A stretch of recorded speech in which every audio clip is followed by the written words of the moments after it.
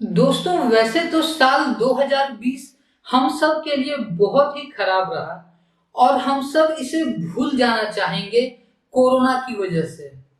पर वो कहते हैं ना कि चाहे रात कितनी ही अंधेरी क्यों ना हो, चांद की रोशनी का सहारा जरूर रहता है। ठीक वैसे ही इस साल भी कुछ चीजें अच्छी भी हुई। अब आप मुझसे पूछेंगे कि भाई अच्छा क्या हुआ, तो मैं आपको बता दूं कि क्योंकि लोग अपने घरों में बंद रहने को मजबूर हो गए और वो बाहर नहीं जा सके, तो खुद को इंटरटेन करने के लिए उन्होंने ओटीटी प्लेटफॉर्म्स का सहारा दिया। ओटीटी प्लेटफॉर्म्स यानी कि अमेजॉन प्राइम, हॉटस्टार, नेटफ्लिक्स इत्यादि चैनल्स। अब इन प्लेटफॉर्म्स पे लोगों को हर मूवी या हर वेब सीरीज का पैसा नहीं देना पड़ता, ये तो आप जानते ही हैं। यहाँ पे तो मामला सीधा है भैया, एक बार आपने सब्सक्रिप्शन ले लिया, फिर साल भर के लिए आप जितनी चाहे उतनी मूवीज देख सकते हैं।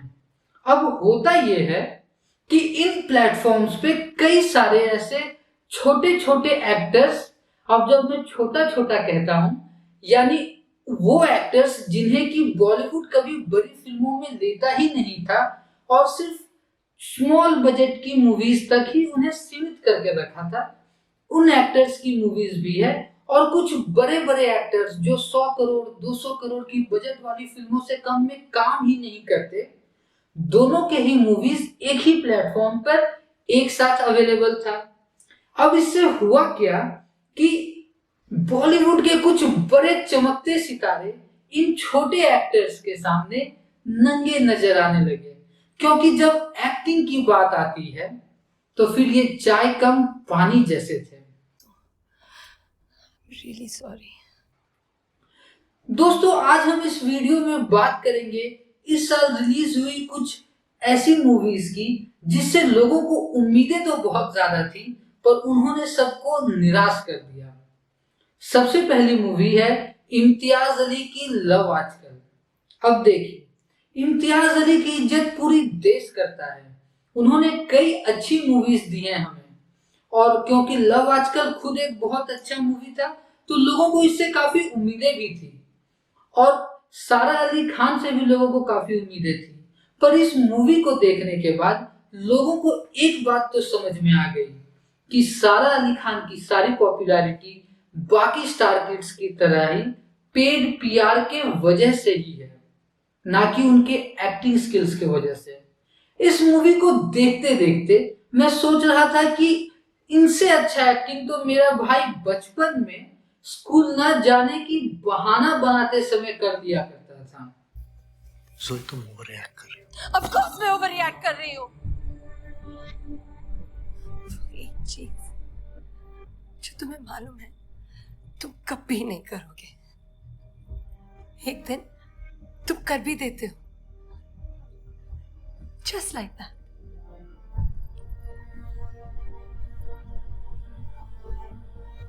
मैं कितना इम्प्रेस करना चाहती थी आप दोनों को।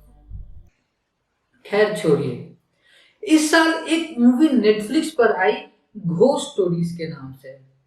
अब वैसे तो बहुत हवा मचा, क्योंकि घोस्ट स्टोरीज 4 छोटी छोटी हॉरर मूवीज को मिलाकर बनाया गया एक मूवी था, और इसमें अनुराग कश्यप, करण जौहर जैसे बड़े बड़े नाम थे।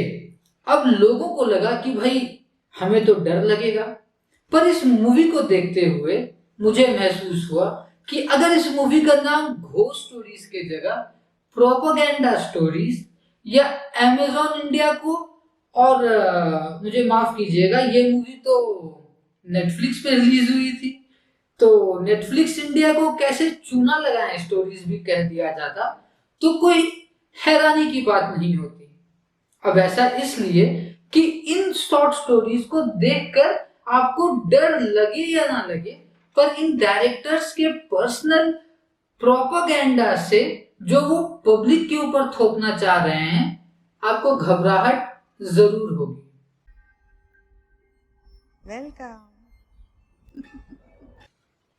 दोस्तों, वैसे इस साल एक बहुत ही कमाल की मूवी आई थी, बागी 2।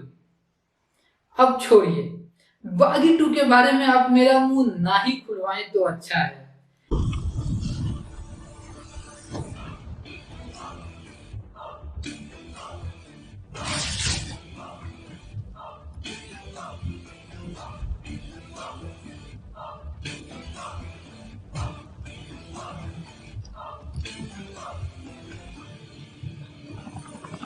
जहां लोग हेलीकॉप्टर को मुक्के से मार के रोक रहे हैं, उसके बारे में मैं और क्या ही कहूं। दोस्तों, इस साल एक और मूवी आई शिरीष कुंदर की, मिसेस सीरियल किलर। अब वैसे तो मुझे इस मूवी से कुछ ज्यादा उम्मीद थी ही नहीं, क्योंकि शिरीष कुंदर जी जिन्होंने हमें जोकर जैसी मास्टरपीस दी है, उनसे आप क्या ही उम्मीद कर सकते हैं। पर इसमें मनोज वाजपेयी हैं, ऐसा सोचकर मैंने मूवी देख लिया। खैर, ये मेरी बहुत बड़ी भूल थी। जैकलीन की एक्टिंग को देखने के बाद मैं ये सोचने पे मजबूर हो गया कि शायद यही वजह रही होगी कि अधिकतर डायरेक्टर्स उन्हें अपनी मूवीज में लेने के बाद आइटम सॉन्ग्स तक ही सीमित रख देते हैं और ज्यादा एक्टिंग करने को नहीं देते। ये कहानी अब खत्म होने वाली है, जैसे हमने सोचा वैसे। But we gotta do. दोस्तों, ये साल खत्म होते होते अक्षय कुमार जी की लक्ष्मी आई।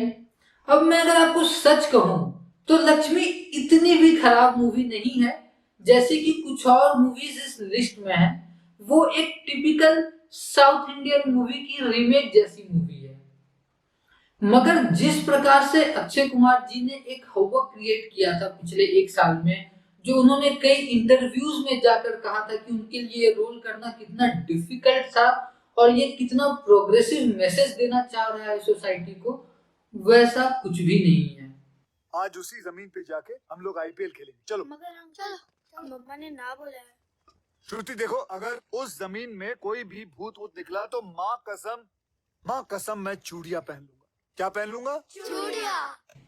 इसमें पूरा बल्क एक्टिंग शरद केलकर ने किया है और बहुत अच्छा किया है। ये अलग बात है कि मूवी रिलीज होने तक किसी को खबर तक नहीं थी कि शरद केलकर भी इस मूवी में है अक्षय कुमार के साथ।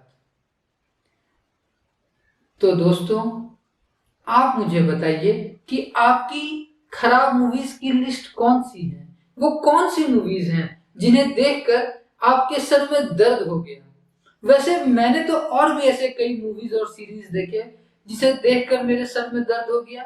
पर आज के लिए इतना ही। धन्यवाद।